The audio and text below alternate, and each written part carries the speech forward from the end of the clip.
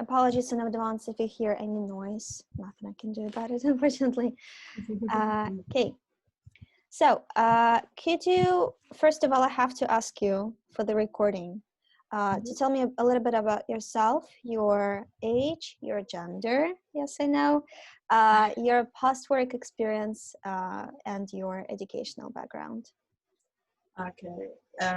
I'm 26 years old. I'm a woman. I was born in Germany, in Cologne, and I went to school there. Afterwards I did 1 year abroad in India. It's like a German government program where you can go 1 year abroad for voluntary service in a developing country, and then you can, like, they pay you to go, basically. I did it with the Red Cross Society. Oh, cool. After I came back, I applied to do an industrial engineering and management course, bachelor's degree in Karlsruhe. Like, I went south, in the south of Germany, and afterwards, I did one internship during my studies there. Like, it was a requirement. I did 6 months with Daimler in Stuttgart. I had to go through the normal application process. Like, I sent in my CV, cover letter, and then I was invited to a personal interview. Okay, I'm right now doing my master's degree at Trinity College Dublin. I'm doing a Master of Science in Operations and Supply Chain Management, focusing on sustainable supply chain management. So right now I'm writing my thesis, and I'm in the application process in a very numerous of different jobs, different companies, one in Dublin, several in Germany.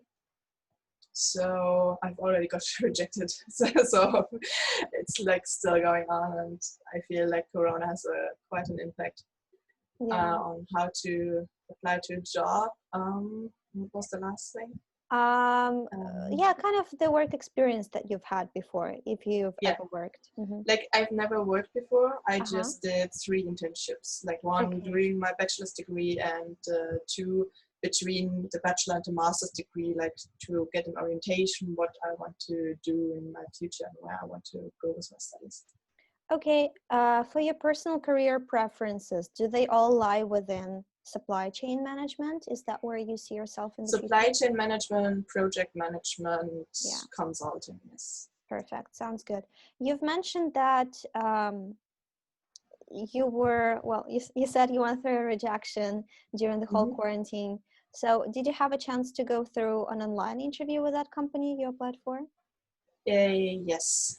Could we focus on that experience then for the interview? Like, I've got rejected twice now. Like, the other, like, did you go? I got rejected 4 times. Twice I was not invited at all. Like, I received the rejection like a few hours after I sent the documents, and so actually, like, it was like to get to know each other, just talk about yourself a little bit, the tricky questions, what you want to do. Like, it was the first step of a numerous, like, of 3 steps, I think it was both times. And then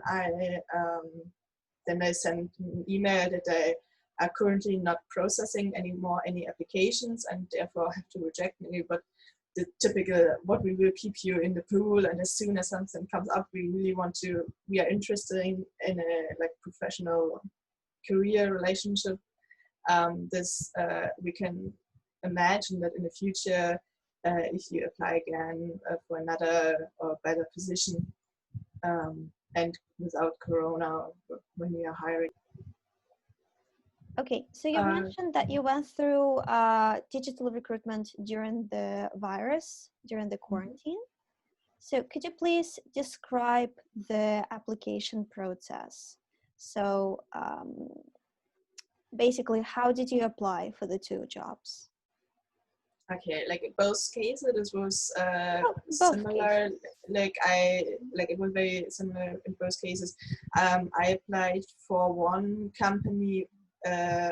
Saw the job posting on LinkedIn. The other one was on Job Teaser, the platform of the Trinity College. So I applied both online. Like I was redirected to the company's career site, where I filled in all the questions like your name, when do you want to start working, stuff like that. How did you get to know about this open position? And then I both times I had to upload my cover letter and a CV.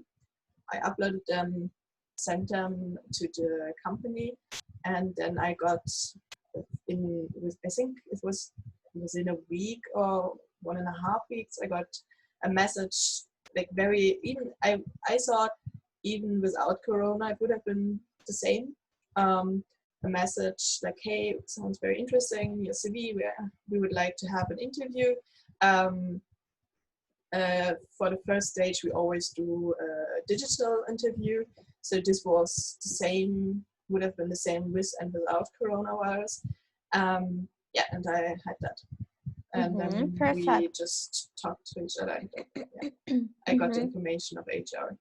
And then like this was all the process. Like it was not very, very complicated.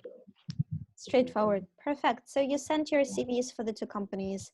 You then also, sorry, I didn't catch that. Did you have to fill out application forms for the two companies? Yes. In addition to, did you have to send any sort of motivation letters on top of that? Yes, a cover letter both times as well. Oh, okay, perfect. So application, CV, in Germany, cover letter. it's standard. In very standard. In Germany, you always need a cover letter.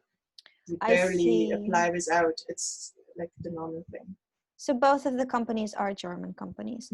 Could you mention their names for the interview? Sure. The one was Hapag-Lloyd. Let me type that. Oh, perfect. Thank you so much. Could you please mention what positions you applied for the two companies? Hapag-Lloyd was project management, a project management position within supply chain management. They are doing worldwide shipment, freight forwarding, and KPMG was a consultant role based on value chain transformation, project management. Very similar way. Okay. How did you prepare for the applications? By applications, I mean filling out your CVs, maybe tailoring them to the job description, filling out the application forms, and writing motivation letters. So how did you prepare for that? Like I had to talk with the career counselor of Trinity Business School before the applications, and we went through my CV and we talked about like the options, even about how cover letters are written. Both are German companies, so I did a little bit different than you would do it in Ireland. So yeah, like it was very standard. Like I wrote those two letters. Like I already had some motivation letters from friends and like previous applications. So I did a mix of everything, like, and put them together, designed a little bit the cover letter that looks nice and a little bit stuff like that. I see. So counselors and friends' advice. As for the CV, did you tailor it to the job description somehow? No. No, I didn't. Okay, and application forms? The application, you mean? Did you do anything? Not the cover letter. Not the cover letter, no. but oh yeah, like one company I had to write a small section, what makes me special, basically was the question. And the other one was, what do I expect if I work at Hapag-Lloyd? How do I want to have that? Like, what do I wish my work at Hapag-Lloyd looks like? A little bit like that. So I wrote there, it was just 250 words. It was limited, quite limited. I wrote that especially just for Hapag-Lloyd for the application. application. Did you refer to any other sources to help you write those responses? I had a look at Glassdoor and I Uh-huh. think Kununu, was it, about like the application process at both companies. Mm-hmm. So like I got a little bit inspiration there. Mm-hmm. Yes. Okay, so basically what helped you with your early stage of the application process was counselor's advice, friends, sort of templates of cover letters, and Glassdoor information on applications. Perfect. Yeah, Glassdoor, but general, like even LinkedIn, like the general And LinkedIn. Perfect. Thank you. platforms.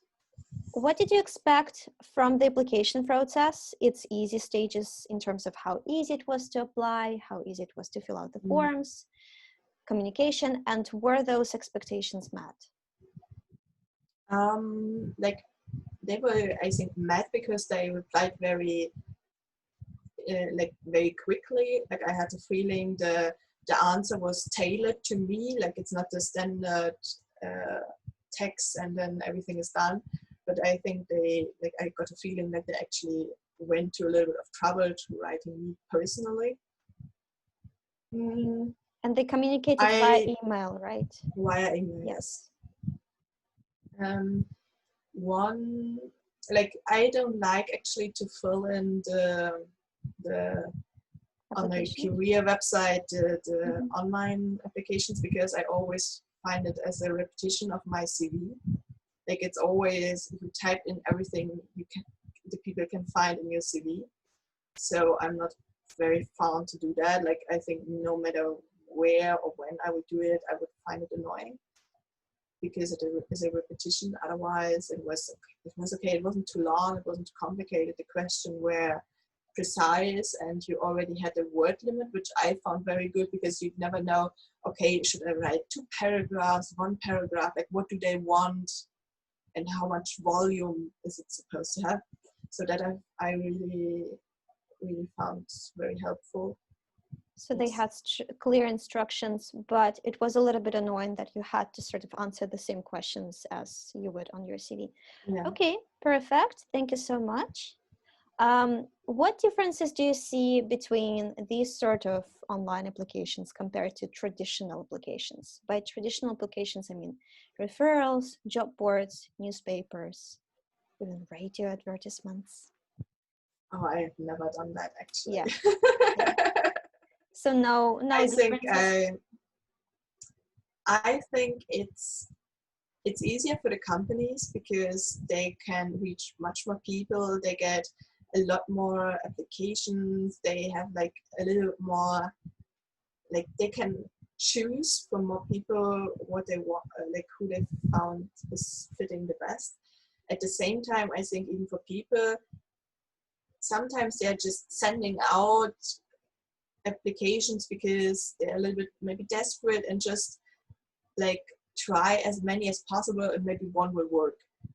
And this I find dangerous because in this case, for example, your cover letter is not very tailored to the company, stuff like this. Like if you just send everything out, that doesn't make sense at all.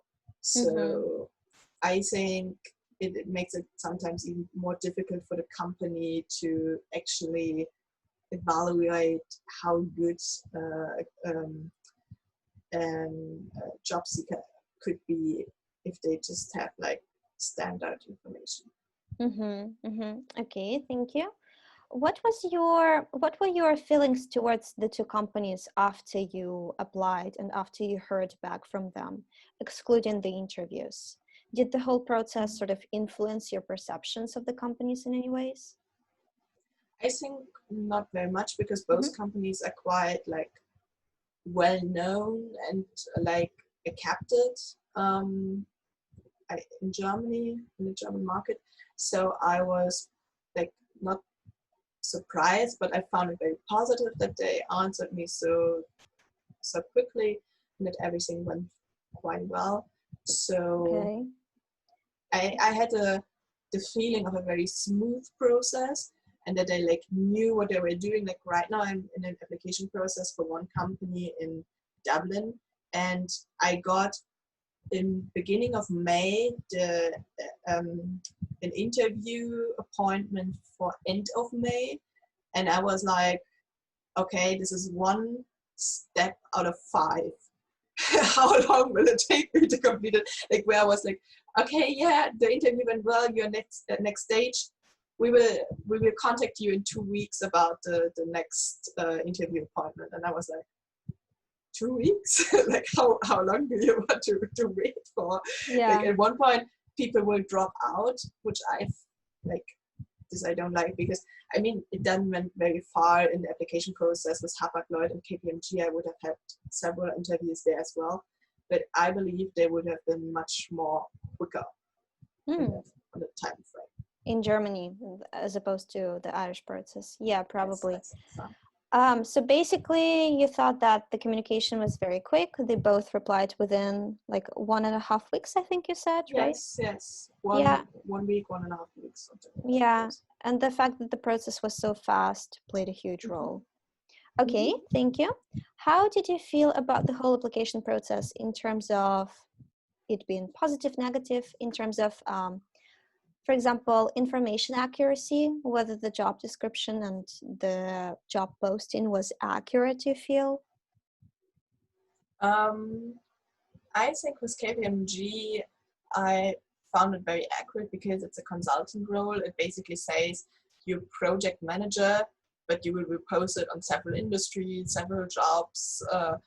It won't be comparable. So it's basically a job where you expect it to be different all the time.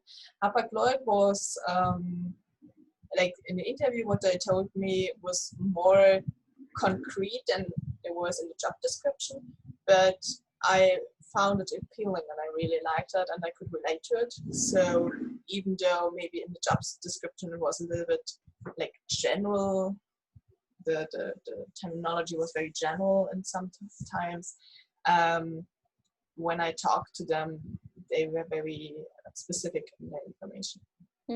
Did you have any preference? Did you feel like you preferred KPMG's description?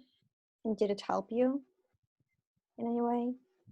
I think because one was consulting and the other one freight forwarding, I don't think you can compare that as well. Maybe in general, I found the text of Hapag-Lloyd a little bit more appealing, but it was, I think, more because of the wording than actually like the content. What was it about the wording that made it more appealing to you? It was with examples, like more. It was not examples in terms of what I would do in the job description, but about what Hapag-Lloyd does and stands for and stuff like this. So I found that much more appealing that way. I don't know, I had a feeling of a very vivid company and very like that the HR team put a lot of time and effort in the job description, whereas at KPMG, of course, every consultant, like the starting position for newcomers is always the associate level, and this is always very general. Like they always use the same job description because it's always the associate for the department value chain transformation. So it will be always, although it is accurate and correct and everything, you get the feeling of it's not tailored to a very, very specific role. But this is simply because at KPMG, you're a consultant and that's your role and it's everybody's role. Like you're not the supply chain analyst in the department shipping. You're in KPMG, you're the consultant and everybody is a consultant. You know what I mean? Yeah, absolutely. But then you've mentioned that you liked Hapag-Lloyd a little bit more because they communicated their core values of the company. So it made you... Yeah. So it made you feel... Core values or even, I don't know, culture maybe. Maybe that's a better word. Yes. Perfect. Did you have any concerns about your data privacy when you submitted your applications and everything else? no, because I mean, you have everything on LinkedIn, for example. Yeah. That's not Yeah. privacy anyway. Yeah. You've mentioned that you really liked the fact that they communicated about their culture, Hapag-Lloyd. Mhm. Was it because you felt like it would be easier for you to belong to the company and feel like you would fit in because of the job description? Yes, and also a little bit about like for Hapag-Lloyd, I would have had to move to Hamburg, so I would have like exit my comfort zone, meet new people, build a new platform, friends. You like it's a much more complicated process compared to like staying in the same city where you grew up. So I found that in general more appealing because it was like, I mean, I have to get out in Hamburg and to meet people. And if you have a good feeling about the culture of the company, I think that's something very important. I'm also going to ask you about perceived personalization. What I mean by that is whether you felt like their ways of communicating with you were impersonal or very personal. I know you've mentioned that you felt like they really tailored their emails to you specifically. Could you provide more details on that? How you felt about it? So did you feel like their ways of communication were very personal or impersonal? Yes, I think they did not use many like standard text elements. I think they just really wrote the email the minute just before they send it out. Like, did they really like someone wrote it and there was a little typo, for example, and it was like going something like, "Hi Inge, I hope you're doing well, even though Corona and everything." And in the end, it was like, "I hope everything is going well in Dublin." Back then, I was still in Dublin, and we would like to talk. Probably it's a like just if it's up if you're fine with it, like on a digital way. We have several options when, and like it was very familiar, not familiar is the wrong word, but very personal and very open in the communication. KPMG was a more standard email in that way, standardized. Yeah. Did that affect your sort of feelings about the companies, your preferences, or your experience? I think subconsciously it did, simply because you had Hapag-Lloyd, you more had the feeling that they care about you a bit more than at KPMG, where you're like 1 in a million applicants. So that was a little bit of feeling we got from the standardized. Which of the two experiences was more positive for you personally, and why? I would say Hapag-Lloyd, simply because it was like like I felt KPMG, it was an interview, where at Hapag-Lloyd it was like more talking together and getting to know each other. It was like, this is not concerning the interviews yet, just the application process. Right. So sending your application, CV, hearing back from them. So which one did you prefer for KPMG? Okay. Yeah, I was already at a general. I think Hapag-Lloyd, because it was more tailored. Okay, more personal. Okay, thank you. How would you evaluate the tools used in the application process? Again, not the entire process, just the first stage of it. I mean, the emails are fine for the first step. It's like, do you want to send letters? Like, it's the best way to communicate.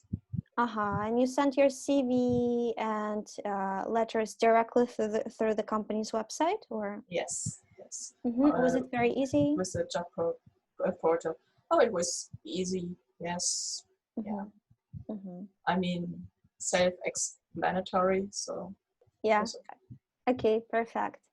How could companies improve your experience with applications at that early stage of just applying? I think they shouldn't make it too complicated to fill out the forms. At the same time, I think they should ask for a cover letter simply to see if if the applicants actually know what he's or she is applying to, but like not in a way that they have to list all their working experience, where they studied, all those information which are actually in the CV, which you have to attach anyway. So once I saw a job application where I was supposed to upload my CV in Word, which I couldn't do because I created my CV in PowerPoint. So I was like, okay, and now I'm supposed to create a new CV just for you guys on Word. Like, that you keep it as simple to apply to as possible, and then that you communicate if you're interested as a company as quickly as possible. Fast communication and ease of use. Okay, perfect. Thank you so much. How has the crisis, the virus, affected your job hunting and application process? Again, excluding interviews. It made it much more difficult because there are not so many positions as far as I see it. I mean, 2 times I didn't even get to have an interview or talk even just on the phone with HR. So that was a feeling where I thought, okay, yeah, just a standardized email, yeah, currently we're not hiring for this role anymore. I think it made it much more complicated. Yeah. I think I'm expected to be like to lower my expectations and standard and wishes a bit, simply because there's not so much choice anymore. Like that you even have to apply to companies that you do not find that much appealing. So I think it makes applicants even a little bit more desperate and willing to compromise on things they actually do not want to compromise or earlier would not have compromised on. It's not just in terms of money, but even on terms of job description and responsibilities and stuff like that. I see. Okay. That's perfect. Thank you so much. Okay, we're going to move on to the second portion of the interview, which is all about digital interviews that you've had with the companies. So the questions are all going to be the same. Could you first of all describe the process for the 2 companies? So what kind of interviews you had? It doesn't have to be super detailed. Okay, it was one interview via Microsoft Teams, the other one was Zoom. It was both times 2 persons. Like in Germany, it's like required that HR is in a personal interview together with a department guy, like the technical persons, maybe your future boss, usually. So it was always 2 people which were not in the same room and me via Zoom or Microsoft Teams. Usually it started with they just a little bit talking about their company and what they're doing, just general small talk a bit. And then they would go on to the question like, could you present yourself shortly? What are you most interested in the company, stuff like that. I see. So, was one longer than another, and how long were they? One was half an hour, the other one was 45 minutes. Oh, similar. Yeah. And you only had one interview with those 2 people for each of the companies? Okay, perfect. It was not the only step I would have had to take. Like there were, I think, 1 or 2 more in each cases where I would have to talk to other people and stuff like that. But like it was the first interview I had. I see. Like, with that company. I see. Okay.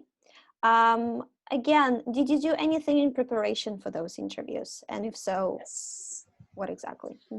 I researched the companies throughout. Like I looked on Glassdoor, Kununu, what their typical questions are, what their salary expectations, that I could give answers to those.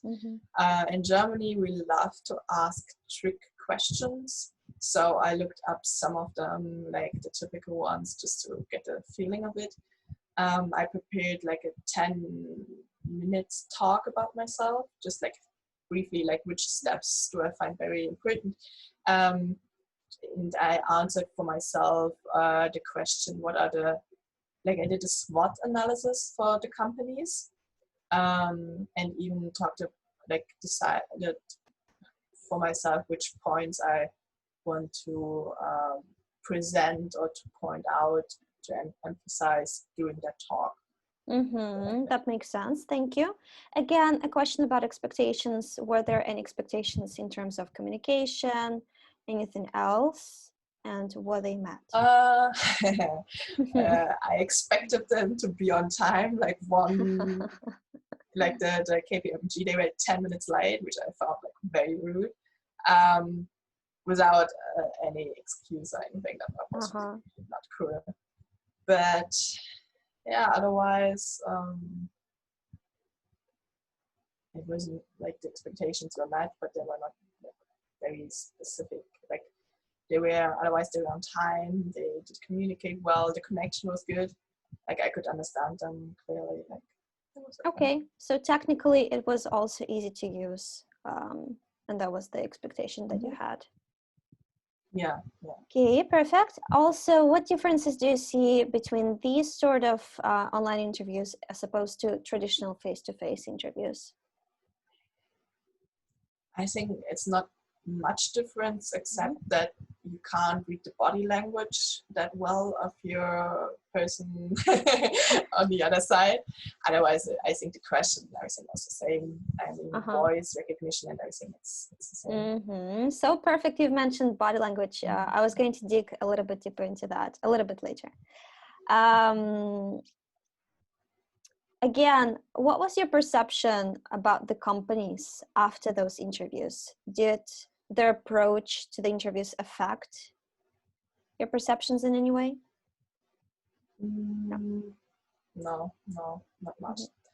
Like I did have a better idea about the job description, but I was not more positive or less positive. It was just like I was glad that I knew more. And I was like, it was in both times it would have been my future boss. So I was happy that I would already like met the guy, or in another case it was a woman, where I would have worked for. So I could already like get a better idea about how work would have been, or whom I would have worked for. Okay, perfect, makes sense. How would you evaluate the tools used in the process? You've mentioned Zoom and I think Microsoft Teams or something like that. Microsoft Teams. Yes, I think they're both the same. Doesn't make a difference. Both equally easy to use. Yeah. Okay, perfect. Well, and the final questions are about your feelings and your experience with the whole interview process, whether it was positive, negative. In terms of body language, nonverbal cues, I was going to ask that. So could you elaborate on that a little bit more? On the missing body language. Yeah. Was it difficult or not? I found it more difficult because you're not like, it's not that easy to read the other person without getting like insights from the body language, but it was still manageable. Like it was not that bad, or like it was distracting, but not bad, or in a way. So yeah, like I'm a person who likes to talk with their hands and stuff like that, but they would not have seen that anyway. So I see. Thank you. Were there any concerns again about your data privacy? You said that they are allowed to ask some tricky questions. I'm not sure how intrusive they are. No. Tricky question means, like, for example, if you have 2 buckets of white and black balls, how can you calculate this? Is tricky in this way, like not like quick thinking sort of question. Like Gotcha. puzzle stuff and stuff like that. Gotcha. Um, Data privacy. Personal privacy.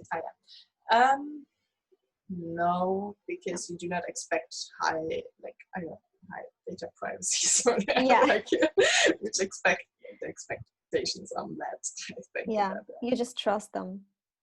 Yeah, I mean you have to. Okay, perfect. Again, about perceived personalization, you've mentioned that one company was a little bit more personal at the application stage than the other. How about the interviews? In the interviews, you didn't have, there was not much different. Both were prepared. They knew me. Like we talked a little bit how Dublin is and Ireland and the weather. The typical question, like the thing that come up. Like it was both very personally, and nice. The atmosphere was good.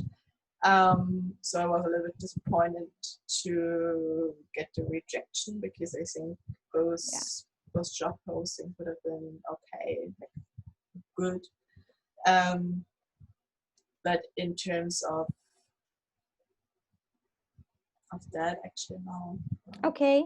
Did you prefer one to another in any sort of capacity, and if so, why?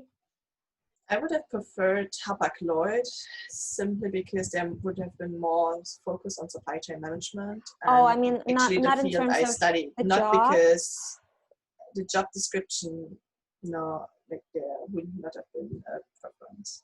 Yeah, sorry, I should have clarified. I don't mean the job. Did you prefer one interview to another? And if so, why? Oh, so the interview. Yeah. Also, no. No. Okay. Okay, perfect. That's good. Thank you. How could companies improve your experience with online interviews? Be on time. Huh? Be on time. Yes. Use to be on time and use a very easy to use standard software, for example, Skype, Zoom, or something like that. Something everybody has on their computers. So I think this is anything. Like, and be prepared. Like, if you have the feeling like the person actually spent some time just like getting to know you through your CV, I think this is like already something good. Perfect. And finally, how has the crisis affected your experience with online interviews? I think I have. It's more adapted and it makes it easier to have more interviews simply because you don't have to travel. But at the same time, it's more complicated and you never know, okay, is the Wi-Fi good enough? Is everything working? Like you have to be very, like, I think I'm more conscious about these things than I would have been before. Oh, sorry. Didn't really catch the last portion of the answer. Like that something could go wrong with the connection, or like that we missed, I don't know, an email saying, okay, no, like let's talk tomorrow. Today is not working. Stuff like that. Like it's, I think more you're more worried about the setup and everything than you would have been before. So the advantage would be that it saves time in terms of traveling, and the disadvantage is that it's technology and it's not that reliable. Yeah, and you don't get, like, if you are at the company's plant or site, you meet more colleagues, future potential colleagues of you. Like, you get a little bit the feeling of the atmosphere in the company simply by being in the building. So this goes missing. So overall, you've mentioned that it's important for companies to communicate effectively, to make it feel more personal. It's important for them to be on time. Is there anything else that sticks out to you that companies should do to improve your experience with applications? No, I don't think so. No. That's it. Okay. And I have to ask for the recording, have you had any experience with online onboarding? No. No. Okay. That's perfect. Thank you so much.